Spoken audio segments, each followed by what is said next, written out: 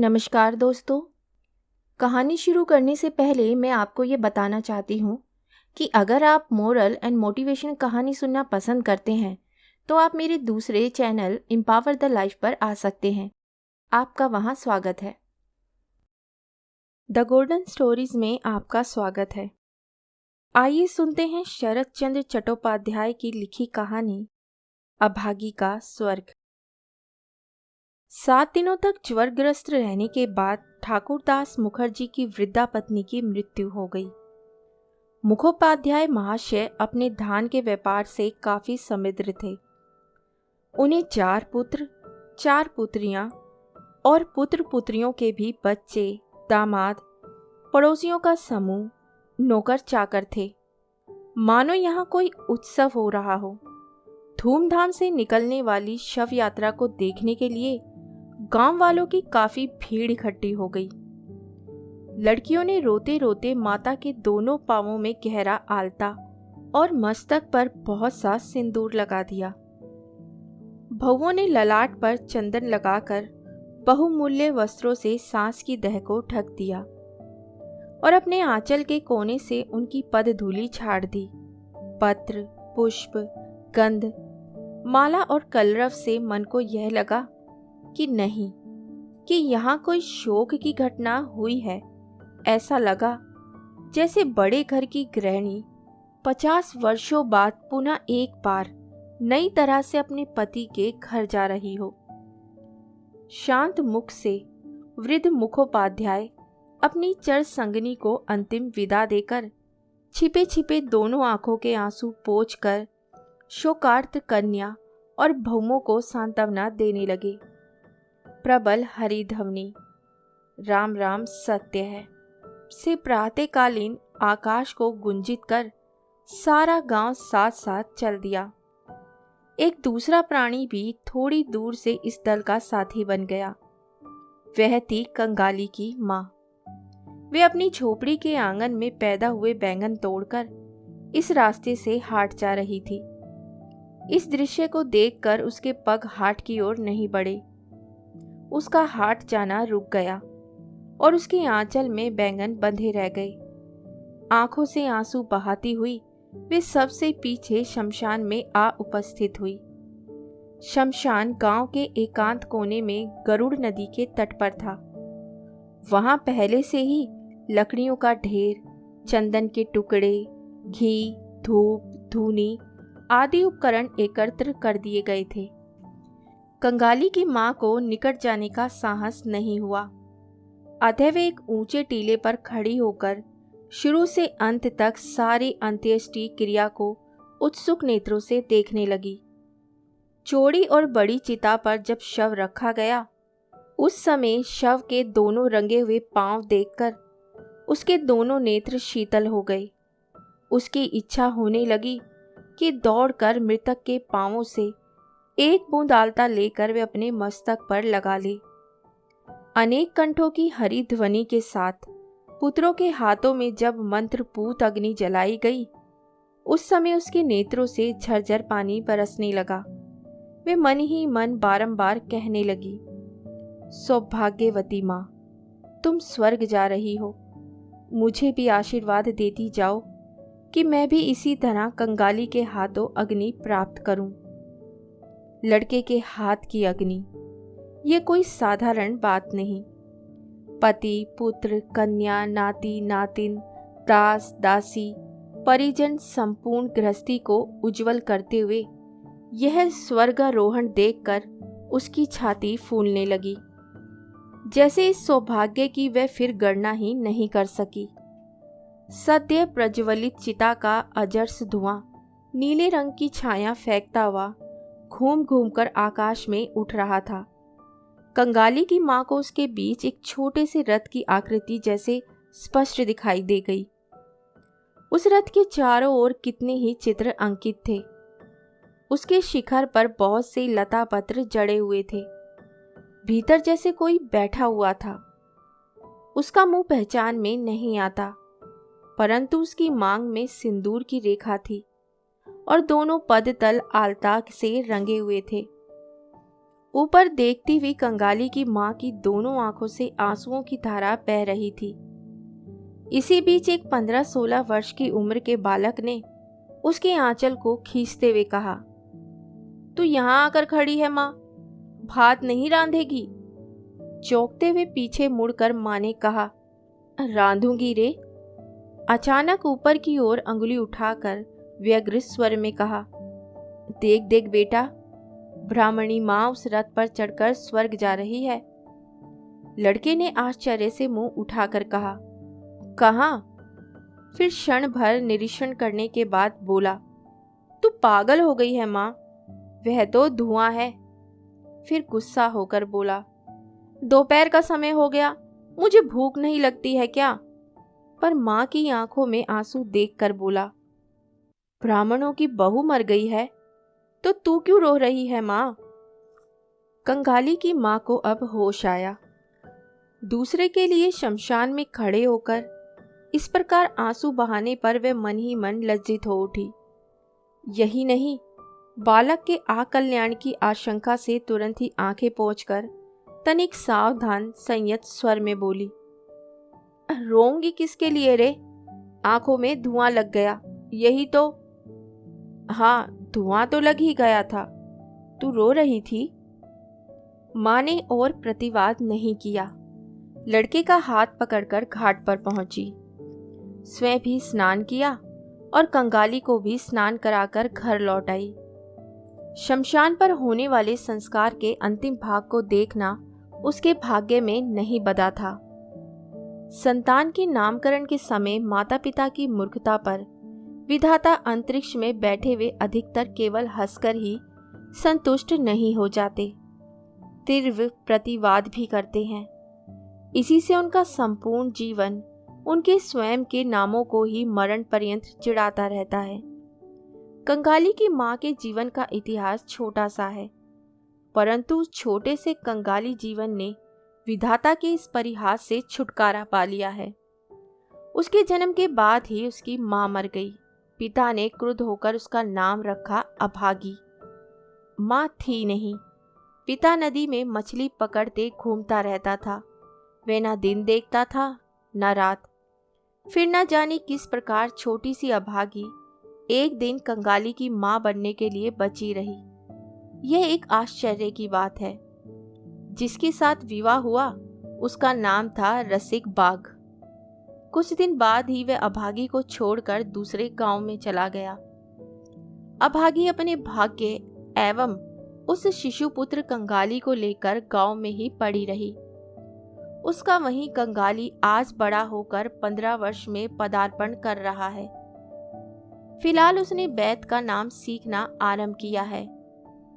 अभागी को आशा होने लगी है कि और 1 वर्ष तक उसके अभाग्य के साथ जूझ लेने पर उसका दुख अतिरिक्त और कोई नहीं जानता। कंगाली ने पोखर से हाथ मुंह धोकर लौटने के बाद देखा उसके भोजन की थाली के बचे भोजन को माँ एक मिट्टी के पात्र से ढककर रख रही है।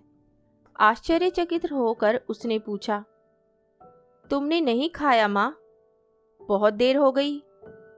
बेटा, अब भूख नहीं रही। लड़के ने विश्वास नहीं किया। बोला, नहीं, भूख क्यों नहीं रही? कहाँ है? देखूं तो तेरी हांडी। इस छलना द्वारा वह बहुत दिनों से कंगाली को धोखा देती आ रही है। आज उसने हांडी देखकर ही छोड़ी। उसमें केवल एक ही व्यक्ति के भोजन के लिए भात था। तब वे प्रसन्न मुख से माँ की गोद में जा बैठा। इस उम्र के बालक साधारणतः इस प्रकार नहीं करते, परंतु शेषव से अक्सर बीमार रहने के कारण माँ की गोद छोड़कर उसे बाहर के संगी साथियों में हिलमिल जाने का सुयोग नहीं मिला। एक बांह गले में डालकर मुंह के ऊपर मुंह रखकर कंगाली ने चकित स्वर में कहा, माँ, तेरा शरीर तो गर्म है, तू क्यों धूप में खड़ी होकर मुर्दों को जलता हुआ देखने गई? फिर क्यों जाकर नहा आई? मुर्दा जलना क्या तैने? माँ ने झटपट लड़के के मुंह को हाथ से दबाते हुए कहा, छी छी, बच्चे मुर्दा जलना नहीं कहते, पाप होता है। सती लक्ष्मी महारानी रथ पर चढ़कर स्वर्ग गई है। बालक ने संदेह करते हुए कहा, तेरे पास एक ही बात है माँ, रथ पर चढ़कर भी कहीं कोई स्वर्ग जाता है? माँ बोली, मैंने तो आंखों से देखा है। ब्राह्मणी माँ रथ के ऊपर बैठी थी। उनके रंगे हुए पांवों को सबने आंखों से देखा है रे। सबने देखे हैं? हाँ, सभी ने देखे हैं। कंगाली माँ की छाती से चिपक कर बैठा सोचने लगा। माँ का विश्वास करना ही उसकी आदत है। विश्वास करने की ही उसने बचपन से शिक्षा पाई है। वही माँ जब कह रही है कि सबने आंखें गड़ाकर इतनी बड़ी बात को देखा, तब अविश्वास करने का फिर कोई कारण ही नहीं है। थोड़ी देर बाद वे धीरे धीरे बोला, तब तो तू भी स्वर्ग जाएगी माँ। बिंदी की माँ उस दिन राखाल की बुआ से कह रही थी। कंगाली की माँ के समान सती लक्ष्मी दूलों के मोहल्ले में और कोई नहीं है। कंगाली की माँ चुप रह गई।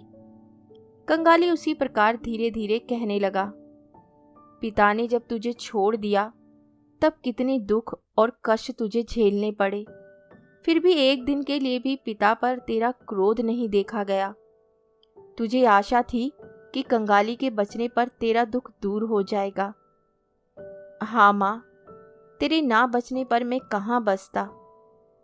मैं तो बिना खाए पिए उतने दिनों में कब का मर गया होता। माँ ने लड़के को दोनों हाथों से पकड़कर छाती से चिपटा लिया। वस्तुतः अनेक प्रकार के परामर्श देने वाले लोगों का अभाव न होते हुए भी सहायता करने वाला व्यक्ति उन दिनों कोई नहीं मिल पाया था।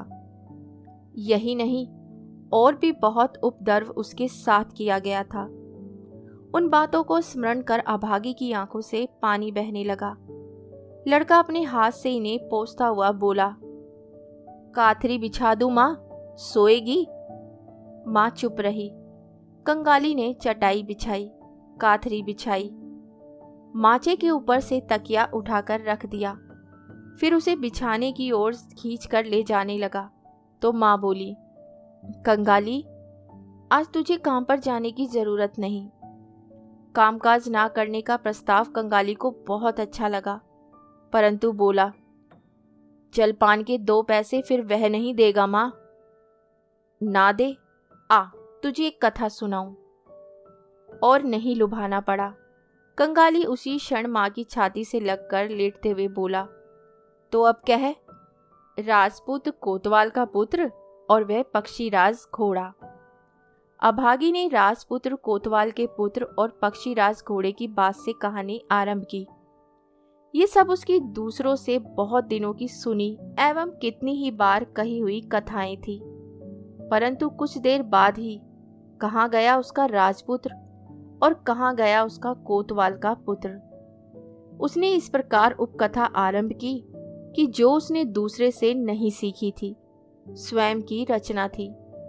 उसका स्वर जितना बढ़ने लगा, उष्ण रक्त स्रोत जितने द्रुत वेग से मस्तिष्क में बहने लगा, उतने ही वह जैसे नई नई उपकथाओं के इंद्रजाल की रचना करने लगी।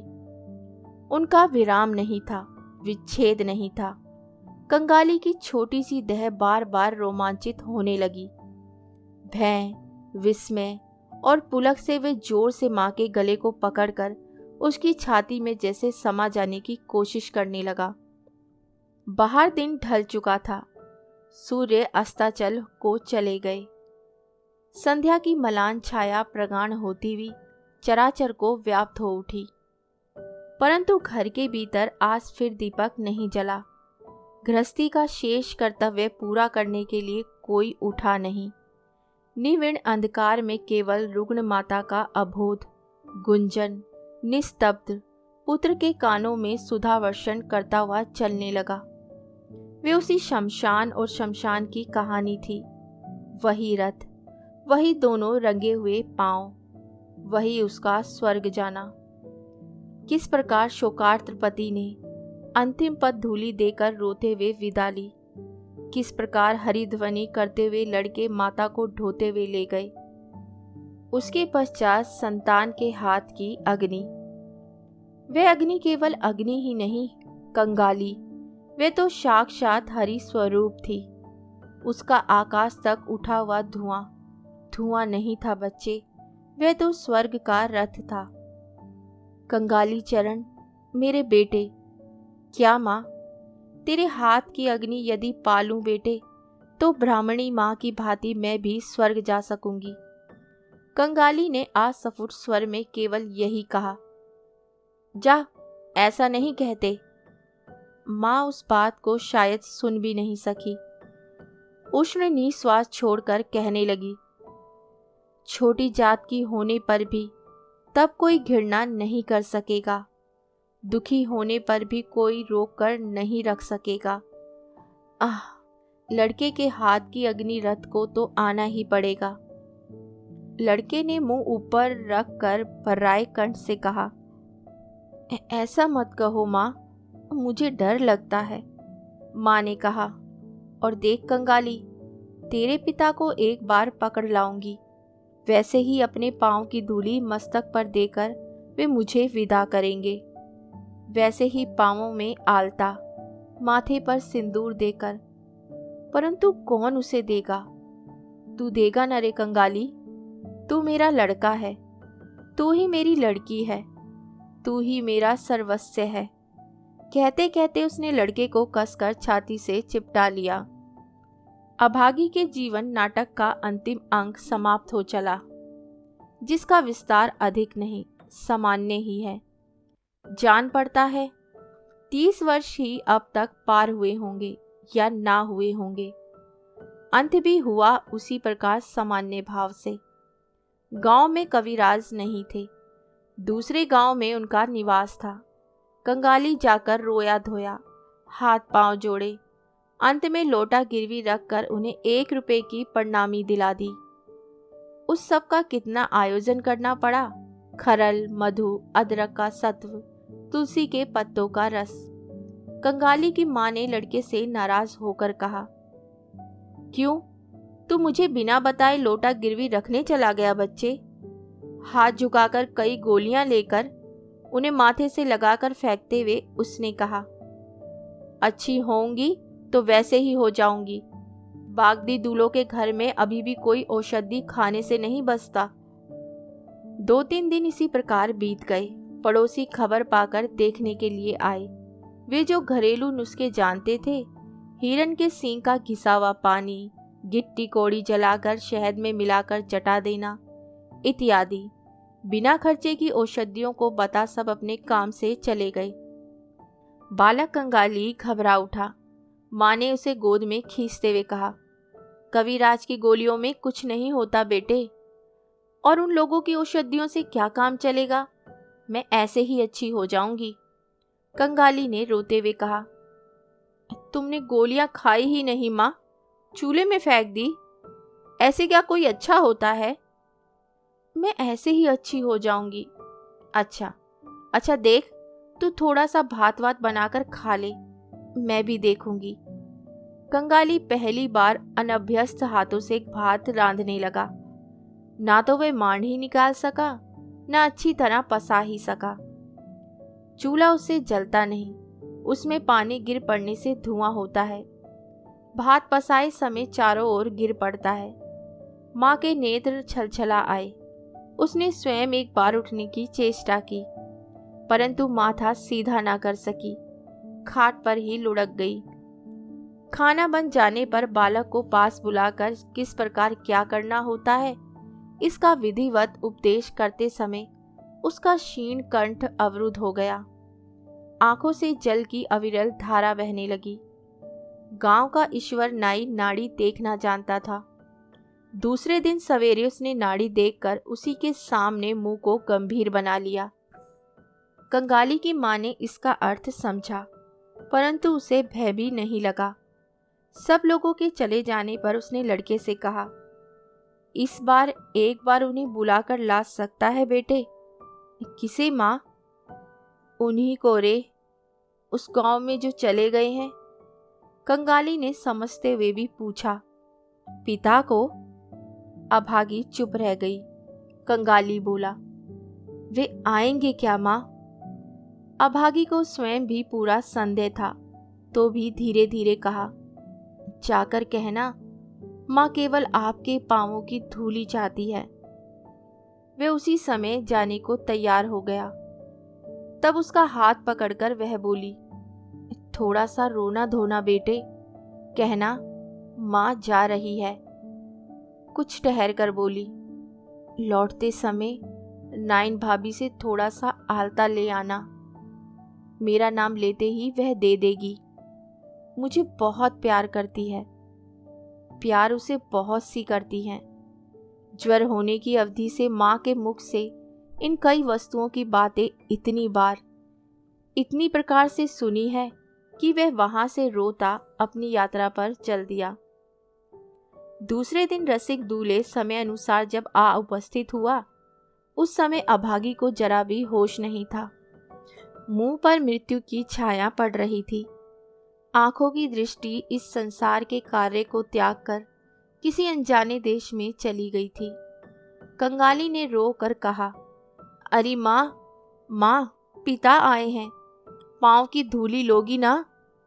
माँ शायद समझी, शायद नहीं समझी। शायद गहराई तक संचित उसकी वासना ने संसार की भांति उसकी दबी हुई चेतना पर आघात पहुंचाया। इस मृत्यु पथ के यात्री ने अपनी विवश भुजाओं को शैया से बाहर बढ़ाकर हाथ झुका दिए। रसिक हतप्रभ खड़ा रहा। पृथ्वी पर उसकी पदधूलि का कोई प्रयोजन है? इसे भी कोई चाह सकता है? यह उसकी कल्पना से परे था। बिंदी की बुआ खड़ी हुई थी। उसने कहा, दो बाबा, थोड़ी सी पाँव की धूली दो। रसिक आगे बढ़ाया। जीवन भर स्त्री को उसने प्यार नहीं दिया, भोजन वस्त्र नहीं दिया, कोई खोज खबर नहीं ली। अब मृत्यु काल में उसे केवल थोड़ी सी पद धूली देते समय वह रो उठा। राखाल की माँ बोली, ऐसी सती लक्ष्मी ब्राह्मण कायस्थों के घर में ना जन्म लेकर हम दूल्हों के घर में क्यों जन्मी? अब तो उसकी गति सुधार दो बेटा। कंगाली के हाथ से अग्नि पाने के लोभ में उसने अपने प्राण दे दिए हैं। अभागी के अभाग्य के देवता ने परोक्ष में बैठकर क्या सोचा था पता नहीं, पर बालक की छाती में वह बात तीर की भांति बिंध गई। उस दिन का समय तो कट गया, पहली रात भी कट गई, परंतु सवेरे के लिए कंगाली की माँ और प्रतीक्षा नहीं कर सकी। कौन जाने इतनी छोटी जाति के लिए भी स्वर्ग के रथ की व्यवस्था है अथवा नहीं, अथवा अंधेरे में पैदल ही उन्हें जाना पड़ता है। परंतु ये समझ में आ गया कि रात पूरी समाप्त होने से पहले ही उसने इस दुनिया को त्याग दिया। झोपड़ी के आंगन में एक बेल का पेड़ है। कहीं से कुल्हाड़ी लाकर रसिक ने चोट की अथवा नहीं की, परंतु जमींदार का दरबान कहीं से दौड़ा चला आया और उसके गाल पर तड़ाक से एक चांटा कस दिया। फिर कुल्हाड़ी छीनता हुआ बोला, बेटा, ये क्या तेरा अपना पेड़ है जो काटने लग गया? रसिक गाल पर हाथ फेरने लगा। कंगाली रोता हुआ सा बोला, वाह, यह तो मेरी माँ के हाथ का लगा हुआ पौधा है दरबान जी। पिताजी को तुमने खामखा क्यों मारा?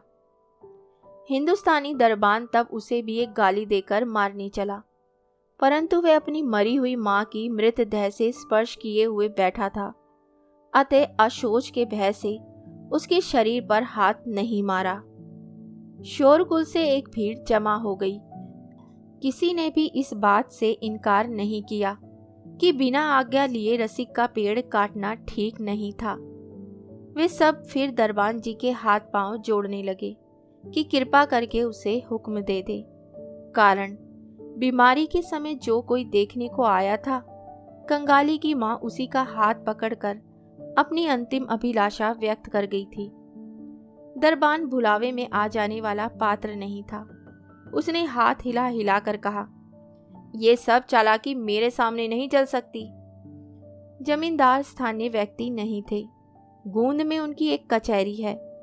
गुमाश्ता अघर राय उनके कारिंदे हैं।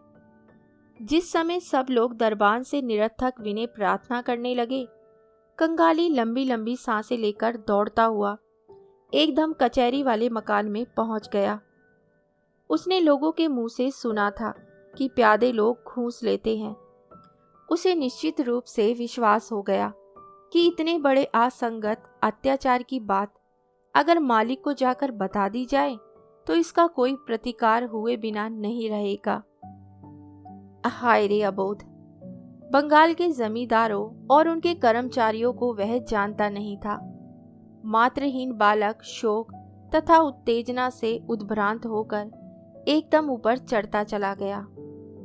अघर राय अभी अभी संध्या पूजा तथा थोड़ा बहुत जलपान करने के बाद बाहर आए थे। विस्मित और क्रुद्ध होकर बोले, क्या है रे? मैं कंगाली हूं। दरबान ने मेरे पिता को मारा है। ठीक किया, लगान नहीं देता होगा अभागा शायद। कंगाली बोला, नहीं बाबूजी, पिताजी पेड़ काट रहे थे। मेरी माँ मर गई है। कहते कहते वे अपनी रुलाई नहीं रोक सका। सवेरे सवेरे इस रोने धोने से अघर अत्यंत खींच उठे। लड़का मुर्दा छू कर आया है, क्या पता यहाँ भी कुछ छू छा ना दिया हो। थमकाते हुए बोले, माँ मर गई है तो नीचे जाकर खड़ा हो। अरे कौन है रे? इस जगह थोड़ा सा गोबर पानी डाल दो। किस जाति का लड़का है तू? कंगाली ने भयभीत हो आंगन में उतरकर खड़े होकर कहा, हम लोग दूल्हे हैं।